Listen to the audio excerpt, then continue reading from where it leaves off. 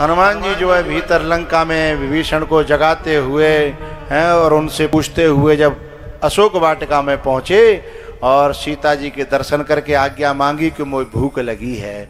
सीता जी ने पूछी तुम इतनी दूर ते आयो, हिंदुस्तान ते लंका तक को सफर तय करो, कहूँ बीच में होटल ढाबा कोई भोजन पानी की व्यवस्था के न मिली? बोले मिले तो बहुत, लेकिन खिलाने वाले नहीं, जो मिले सब यूं करे खाऊंगा। वो तो उल्टे मोइये खावे वाले मिले हैं।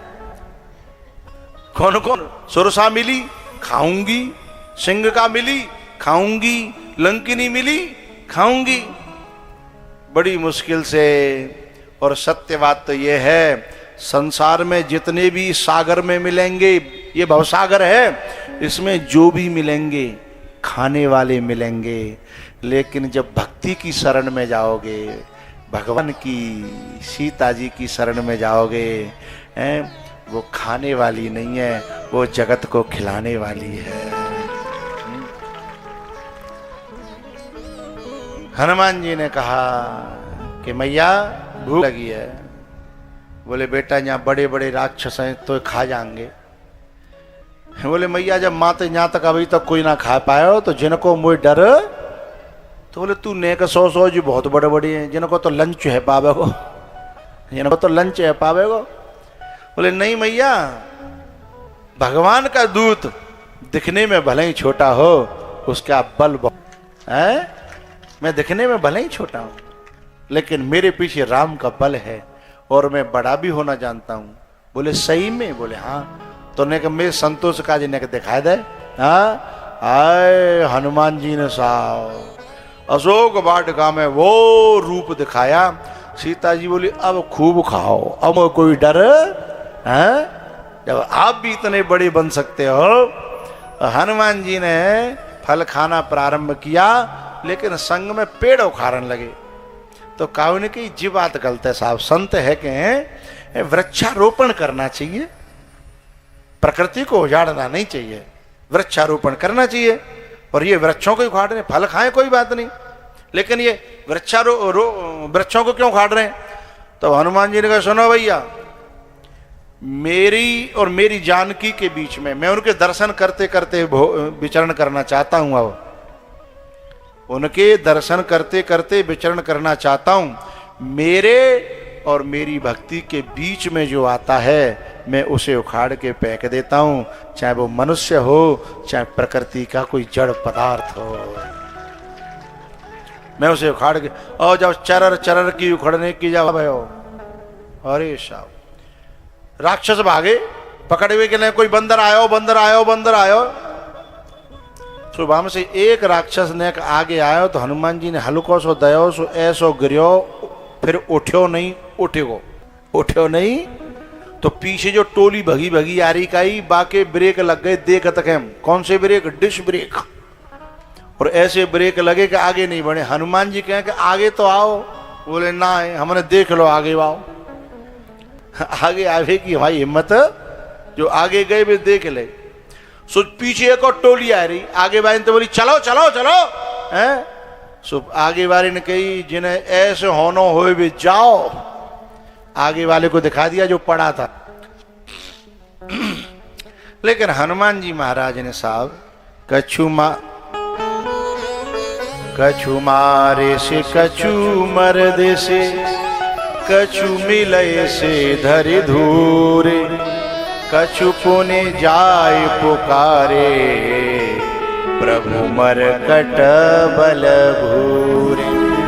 कछु पुनि जाय पुकारे, प्रभु मरकट बल भूरे। राधे राधे गोविंद गोविंद राधे राधे राधे। या भजन गावे को मेरो मतलब है कोई सोई रहो है।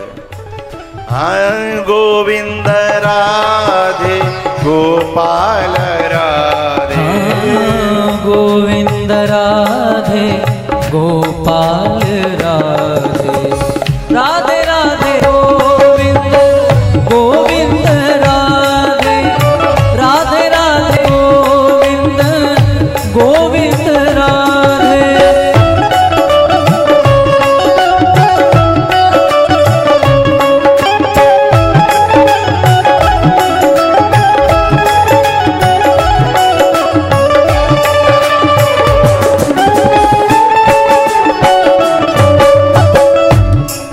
बहाने से चलो एक काम करते हैं, अभी 3:45 बजे हैं और 4 बजे के 5 मिनट या 10 मिनट तक तो कथा कहेंगे ना आज हम, है ना।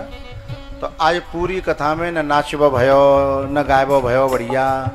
कछु लोग ऐसे श्रद्धावाई होते हैं कि बिना भजन ही नहीं अगर अच्छे लगते हैं, तो एक भजन ही इस सहारे से जो चल रहा है अभी, तो जिनको मन हो न कि जो है शरीर पावन भरे कर लियो आओ।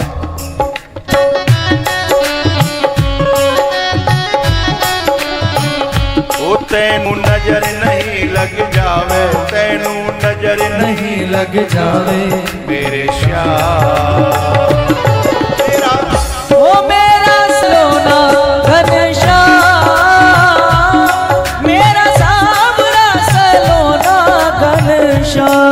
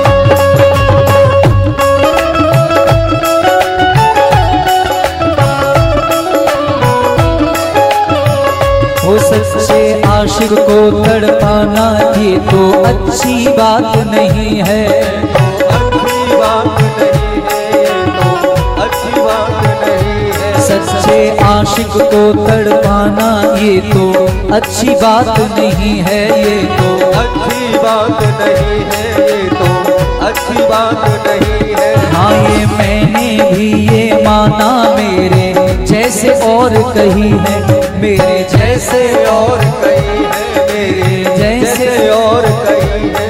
मैं गली गली में हो गई, मैं गली गली में हो गई, गली गली में बदनाम। मेरा सांवरा सलोना घनश्याम, मेरा सांवरा सलोना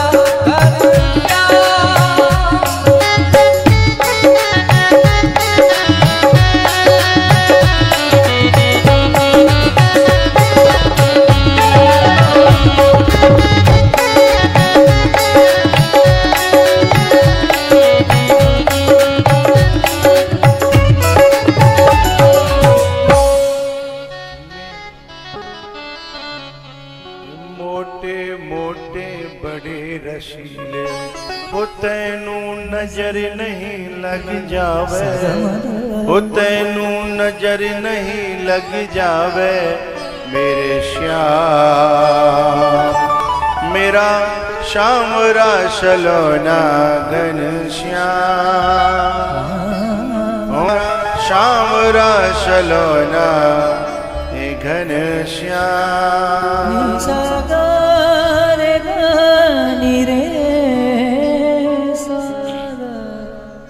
भैयाओ, हनुमान जी महाराज बाग को उजाड़ करके लंका को जला करके और पुल बनाया है। पुल बनाने के बाद में भी जब राम जी ने